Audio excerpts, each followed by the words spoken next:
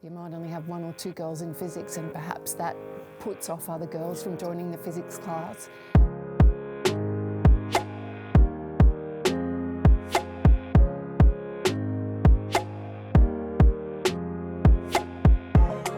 Maddie, got a question in terms of how we support girls in STEM. We've noted particularly, especially when you go from middle secondary to higher secondary, we definitely lose a few, which is sort of a challenge, and because definitely capable. So what are some of the ways that we might be able to do that better as teachers? I think there's two highly sensitive points, you might say, for girls in their transition through school. One is that middle to upper secondary school, where girls are making choices about what subjects they're going to do. Yeah, and the other one related to moving from primary school to secondary school. So often girls will be influenced by the kinds of conversations that they have with families about what subjects they choose and why they're choosing them. And so having those conversations at school can be really helpful about what opens up possibilities for girls into the future, and thinking about the broad range of careers that they might be able to choose by keeping doors open. And trying to build up some kind of critical mass of girls in subjects can be helpful if possible as well. You might only have one or two girls in physics, and perhaps that puts off other girls from joining the physics class. And opening up to families and having those conversations with families about what's valuable about keeping the doors open for different STEM subjects. It can be really difficult, especially with girls' expectations around what marks they should be getting in different subjects as well. I don't know if this happens at your school, but the girls, often many students just sort of deciding on the basis of how they can get the highest possible score compared with the things that they love and they really want to keep studying. I think also role modelling is really important as well. I think that saying, you can't be what you can't see sort of makes sense as well. So I'm sort of intrigued, in terms of what have you found really effective in terms of, particularly from primary to secondary, is that because we love making it, science in junior school is heaps of fun, and sort of maintaining that, is that something that we should be trying to do a bit more as well? Yeah, I think the role model point that you make is a really important one, about being able to see examples of different kinds of people doing different kinds of jobs, and not only your kind of nerdy superstars who are amazing, physicists, for example, but also thinking about what regular jobs involve STEM capabilities, bringing in people from your local community to talk about their work and how they have STEM as part of their work, even if it doesn't look like a STEM job to begin with. For instance, you might have a manager of a different business, or somebody who's involved in manufacturing, for example, that can come along and talk about those different aspects and the social connections that make it interesting for girls. But a lot of the messages around transition from primary to secondary can be around what are you good at, and what other people think that you're good at, and what should you be doing, and those kinds of information sessions where you can talk about different kinds of career pathways, but also about positively affirming what girls are doing, giving them good messages about their own achievements, and setting up opportunities for them to be successful, I think is really important in the classroom as well.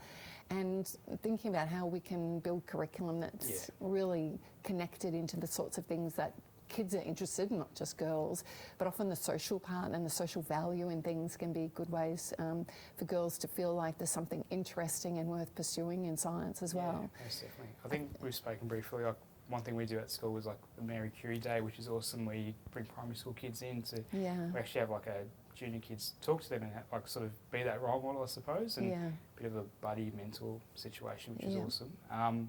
I think also finding I love the fact that it is trying to make it super inclusive, but also garner as many support, show them the steps that you can go forward, because you sort of have to take it step by step. And I think, there's lots of different pressures, obviously all kids go through at secondary school as well, but trying to make it accessible and just showing them that you can actually go the next step.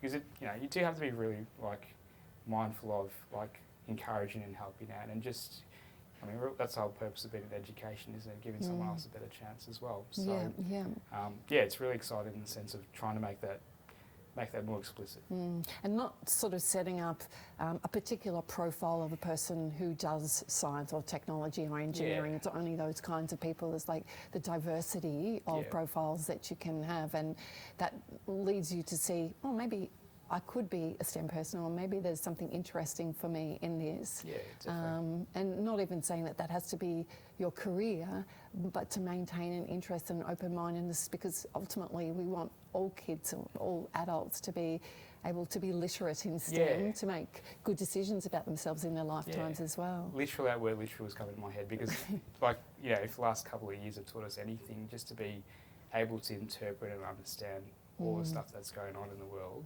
you do have to have that understanding sort of started off, and have that sort of, you know, I suppose respect for what's going on and that value for it. Like, it's not just to get into the career pathway, it's more, you know, so you can, you know, live your life really. Be a functioning human, and have that sort of, because you have such a privilege, I suppose, as an educator, isn't it? You can actually have a massive impact, and if you put that lens on, you can sort of appreciate like how you can sort of influence moving forward as well. I think that's a really nice point that you raised too, because sometimes as science teachers or maths teachers or technology teachers, we have things that really we love about the subject, and we forget that there's a whole lot of things that kids don't like about our subjects. So being able to have those conversations with students about like what are you interested in, what sort of things, you know, do you do outside of school, can help to make those connections that then you can bring into the classroom to talk about when you are whatever topic that you happen to be doing, to make and see, well, actually my world is connected to this too. Yeah, it was funny you mentioned that, because we had a study period with our year 11s at Savo, and I had a couple of kids that I've taught before, and we all got together for our study period, and we're helping our chem kids, and there's a couple of kids in the class, and it was like, you should be doing chem, what are you doing? You didn't know the subject, which is fine, but they were just looking at the stuff that we're doing, and it was just problem solving, it was working through maths, and you kind of feel like I wish that they were there with us in that class as well, rather than just see that little moment, because it is very accessible if you just sort of take it step by step. But also saying that it's, you know, once you finish VC, you're not a chemist, you just learnt the subject. So hopefully that can link into something down the track as well. Yeah, and you yourself are a role model of somebody who has been to university, studied a science program. You've got stories to tell about the sorts of things that you've done to make it accessible, perhaps for people whose families, nobody's gone to university before, you know, so those things can be quite mysterious and 100%. A little bit kind of, scary in a way too. Yeah, no, I wouldn't definitely not be here without the teachers that I had as well. So, yeah, I know Miss Fox, I don't know if she's watching, but, you know, Dad said awesome, like I had her for a couple of years, so it was awesome. Shout out to Miss Fox. Yeah, potentially so. But yeah, it was awesome that way as well, to have that role model to encourage down the track. Yeah, we talk about having the feelings of competence, that you can do something, and being recognised as somebody who is able to do this kind of work too are really important to nurturing kids at school, so that they feel encouraged in these different subject areas. Definitely. Awesome.